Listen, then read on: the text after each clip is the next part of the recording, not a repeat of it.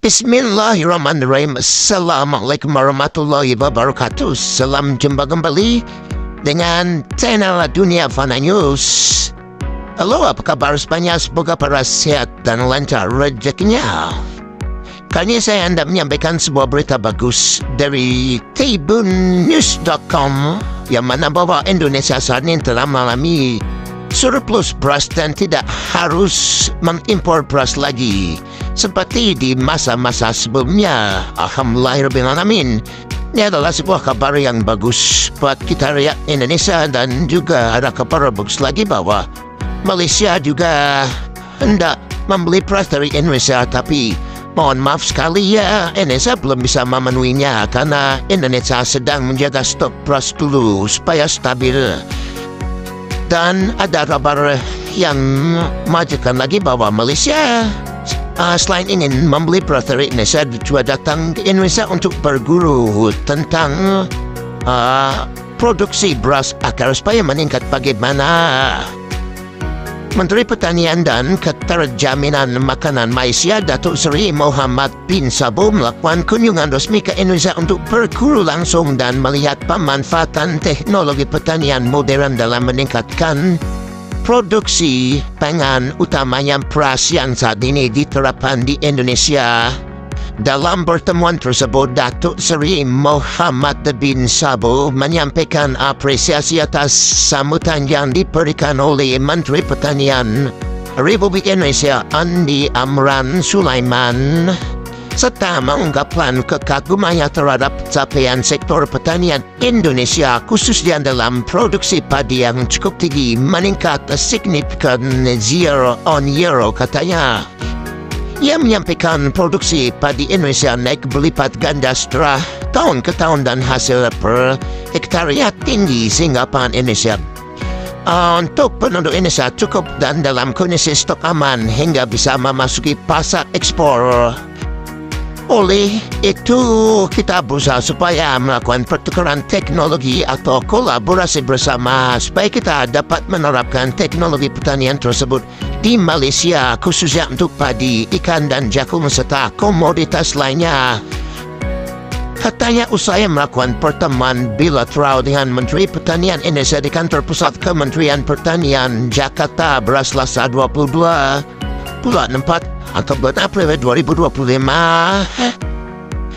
Menurutnya, hingga saat ini produksi beras Malaysia masih jauh di bawah produksi beras Indonesia, dan indeks pertanaman padi di Malaysia juga masih kecil sehingga kebutuhan beras untuk memenuhi kebutuhan penduduk Malaysia masih banyak bergantung dari impor beras, dan ini menyebabkan harga beras melambung tinggi saat ini.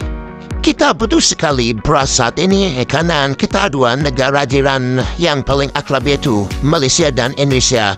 Kita sudah seperti abang dan adik bersaudara, dan kita ada lihat beberapa kelebihan Indonesia atau di Indonesia yang perlu kami pelajari.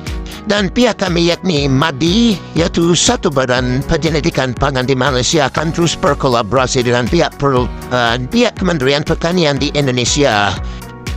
Tidak hanya itu, Menteri Datuk Seri Mohamad bin Sabo juga mengatakan melalui pertemuan bilateral Indonesia-Malaysia ingin Malaysia diketahui bahwa kunci dari peningkatan produksi beras Indonesia adalah modernisasi pertanian dengan suatu penerapan teknologi yang tepat di setiap daerah, sehingga kebutuhan penggunaan teknologi pertanian bisa efektif dan mampu mendorong peningkatan produksi pangan.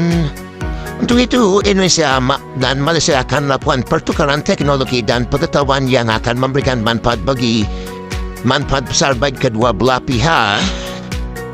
Teknologi yang dilihat di Indonesia ini lebih advance, lebih maju dalam penggunaan teknologi baru. Saya ingat hasil sampai 12 ton hingga 13 ton paling tinggi dalam average-nya sudah ada di peringkat 7 ton. Ini adalah satu kejayaan besar bagi kami yang bisa kami lihat di Indonesia.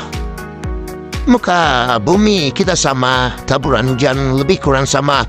Sudah tentu teknologi ini perlu dibawa dan dipelajari oleh pihak kami karena ini yang berbeda papannya. Ia juga berterima kasih kepada Menteri Pertanian Republik Indonesia akan surah sangat mau membantu Malaysia dalam pengembangan sektor pertanian Malaysia. Diharapkan kedepannya hubungan Indonesia-Malaysia semakin erat di sektor pertanian dan ketahanan pangan serta membuka peluang baru bagi pengembangan teknologi yang inklusif berkelanjutan di kawasan ASEAN.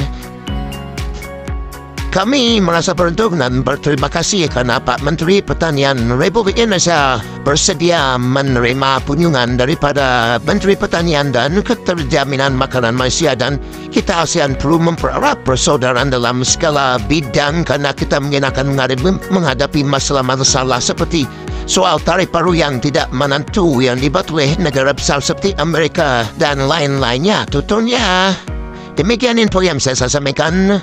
Dari Tanah Dunia Fana News, terima kasih atas perhatian Anda semuanya. Wassalamualaikum warahmatullahi wabarakatuh.